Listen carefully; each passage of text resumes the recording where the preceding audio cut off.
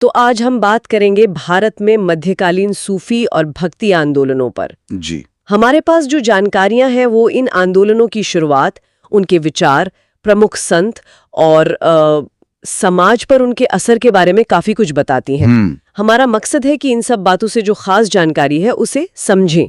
मतलब ये आंदोलन क्या थे, जी। इनके मुख्य विचार क्या थे और भारतीय समाज और संस्कृति पर इनका क्या असर पड़ा। बिल्कुल, चलिए इस पर गहराई से बात करते हैं। तो शुरुआत सूफी आंदोलन से करते हैं। ये बात काफी दिलचस्प है कि सूफी शब्द आया कहाँ से। हाँ, इस पर अलग अलग राय है। कुछ लोग मानते हैं सफा से, मतलब पवित्रता, जी। या फिर सूफ यानी ऊन। जी, ऊन। शायद उनके सादे ऊनी कपड़ों के वजह से। ये उनके सादे जीवन और विचारों की शुद्धता को दिखाता है। हाँ, और सूफीवाद असल में इस्लाम की एक, कह सकते हैं, उदार, रहस्यवादी और सहिष्णु धारा बनकर उभरा। बिल्कुल। और भारत में तो कई सूफी सिलसिले फले फूले। जी। चिश्ती और सोहरावर्दी इनमें सबसे अहम थे। चिश्ती सिलसिले की बात करें तो भारत में इसकी शुरुआत ख्वाजा मोइनुद्दीन चिश्ती ने की। वो अजमेर में बस गए थे। अच्छा। ये सिलसिला अपनी धर्मनिरपेक्षता के लिए संगीत, जिसे वो समा कहते थे, समा, हाँ। उसके प्रति प्रेम और खास तौर पर शासकों से दूरी बनाए रखने के लिए जाना गया। अच्छा, शासकों से दूरी। जी। निजामुद्दीन औलिया, बाबा फरीद, ये सब इसी सिलसिले के बड़े संत थे। दूसरी तरफ था सोहरावर्दी सिलसिला। इसके प्रमुख संत थे बहाउद्दीन जकारिया, मुल्तान में। इनका रवैया चिश्तियों से अलग था। ये लोग शासक वर्ग के करीब थे। हाँ, उन्होंने राज्य का संरक्षण भी स्वीकार किया, पद भी लिए। तो मतलब चिश्ती और सोहरावर्दी सिलसिले में ये एक बड़ा फर्क था, एक सत्ता से दूर, दूसरा करीब। जी बिल्कुल।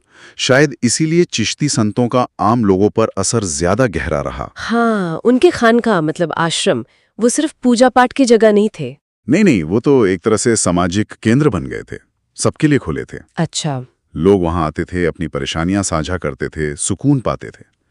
सूफियों ने इस्लाम के मानवीय पक्ष पर जोर दिया और हिंदू मुस्लिम एकता को भी बहुत बढ़ावा दिया। ये बहुत महत्वपूर्ण बात है। अच्छा, तो सूफियों की तरह ही जिन्होंने ईश्वर से सीधे जुड़ने पर जोर दिया, एक और बड़ा आंदोलन था भक्ति आंदोलन। जी हाँ, भक्ति आंदोलन, इसका आधार था ईश्वर के प्रति गहरा, बिल्कुल निजी प्रेम और समर्पण। और इसने भी शायद कर्मकांडों का विरोध किया। हाँ, अक्सर जटिल पूजा पाठ, पुरोहितों का दबदबा, जाति भेद, इन सब का विरोध इसमें दिखता है। अच्छा। भक्ति आंदोलन में भी देखिए, दो मुख्य धाराएं थीं, सगुण और निर्गुण। हाँ, सगुण और निर्गुण। सगुण भक्त ईश्वर के साकार रूप की पूजा करते थे, जैसे आम या कृष्ण। तुलसीदास, सूरदास, मीराबाई, ये सब सगुण धारा के हैं। जी।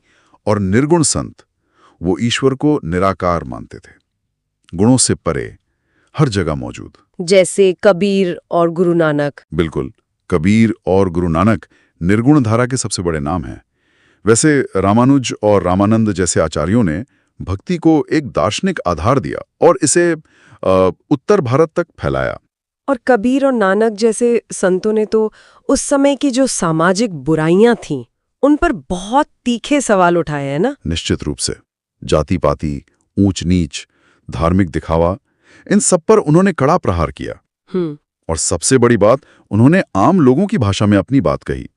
कबीर ने सदुक्कड़ी, नानक ने पंजाबी, ताकि संदेश सीधा लोगों तक पहुंचे। जी हाँ, इसीलिए वो इतने लोकप्रिय हुए। उन्होंने हिंदू मुस्लिम एकता पर भी जोर दिया।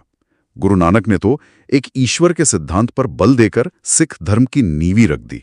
तो मतलब भक्ति आंदोलन सिर्फ एक धार्मिक चीज नहीं थी। नहीं, बिल्कुल नहीं। इसने समाज को बदलने का काम किया और शायद क्षेत्रीय भाषाओं और साहित्य को भी बहुत बढ़ावा दिया। हाँ, बिल्कुल। हिंदी, पंजाबी, मराठी, बांग्ला, इन भाषाओं का साहित्य भक्ति काल में बहुत समृद्ध हुआ। तो अगर हम संक्षेप में देखें जी, तो सूफी और भक्ति, जी, दोनों ही आंदोलनों ने मध्यकालीन भारतीय समाज पर एक बहुत गहरी छाप छोड़ी। बिल्कुल, स्थायी छाप छोड़ी। उन्होंने प्रेम, भक्ति, सहिष्णुता और सामाजिक बराबरी जैसे मूल्यों पर जोर दिया। हाँ। धर्म की मुश्किल बातों को आम आदमी के लिए आसान बनाया, अलग अलग समुदायों के बीच पुल बनाने का काम किया। तो ये सिर्फ धार्मिक आंदोलन नहीं थे। नहीं, ये सामाजिक सांस्कृतिक पुनर्जागरण के कह सकते हैं शक्तिशाली माध्यम थे। और जाते जाते एक सवाल मन में आता है जी, इन मध्यकालीन आंदोलनों ने जो प्रेम, सहिष्णुता, बराबरी और आडंबरों के विरोध का संदेश दिया था, वो आज के हमारे समाज के लिए, जो कभी-कभी बहुत जटिल और बटा हुआ लगता है, कितना प्रासंगिक है। हम व्यक्तिगत और सामूहिक स्तर पर उनसे आज क्या सीख सकते हैं, ये सोचने वाली बात है।